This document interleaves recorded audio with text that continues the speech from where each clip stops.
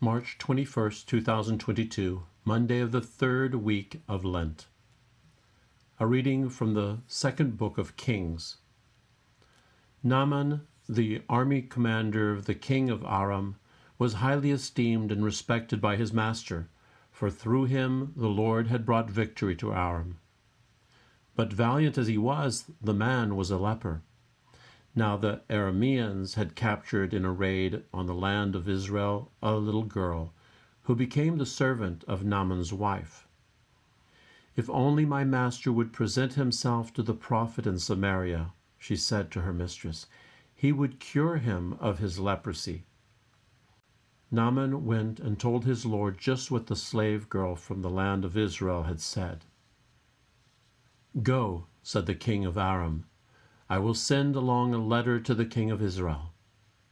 So Naaman set out, taking along 10 silver talents, 6,000 gold pieces, and 10 festal garments. To the king of Israel he brought the letter, which read, "With this letter I am sending my servant Naaman to you, that you may cure him of his leprosy."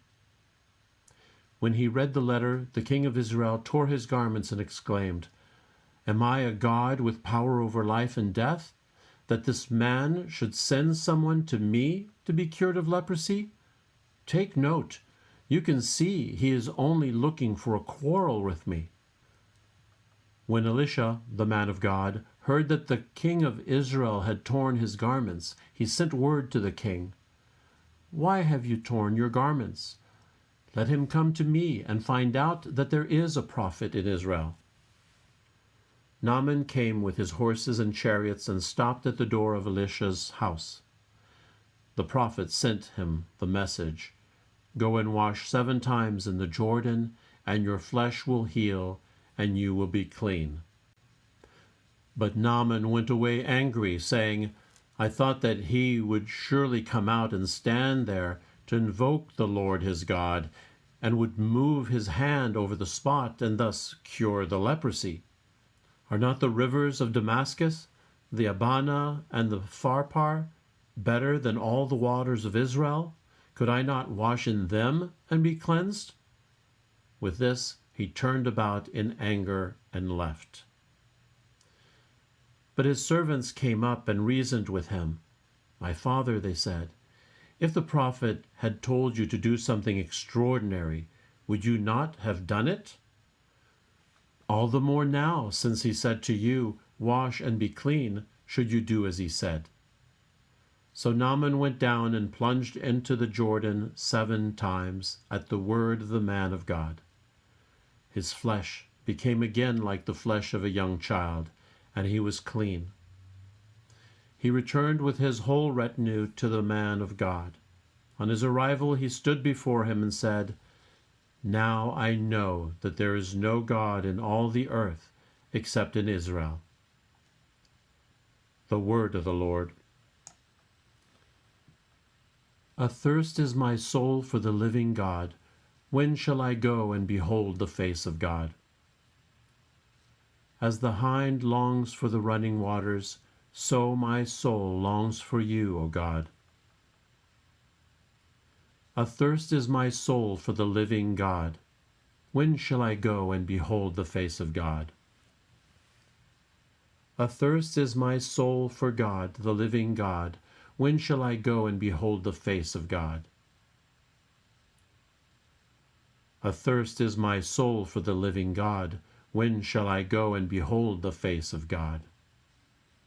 Send forth your light and your fidelity. They shall lead me on and bring me to your holy mountain, to your dwelling place. Athirst is my soul for the living God. When shall I go and behold the face of God? Then will I go in to the altar of God, the God of my gladness and joy. Then will I give you thanks upon the harp, O God, my God. Athirst is my soul for the living God.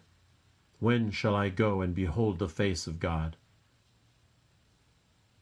Verse before the Gospel. I hope in the Lord, I trust in his word. With him there is kindness and plenteous redemption. The Gospel according to Luke. Jesus said to the people in the synagogue at Nazareth, Amen, I say to you, no prophet is accepted in his own native place. Indeed, I tell you, there were many widows in Israel in the days of Elijah, when the sky was closed for 3.5 years, and a severe famine spread over the entire land.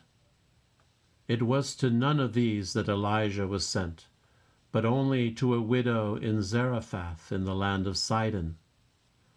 Again, there were many lepers in Israel during the time of Elisha the prophet, yet not one of them was cleansed, but only Naaman the Syrian.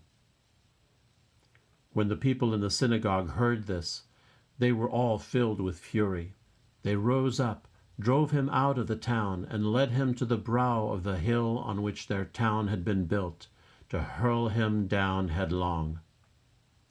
But he passed through the midst of them and went away. The Gospel of the Lord.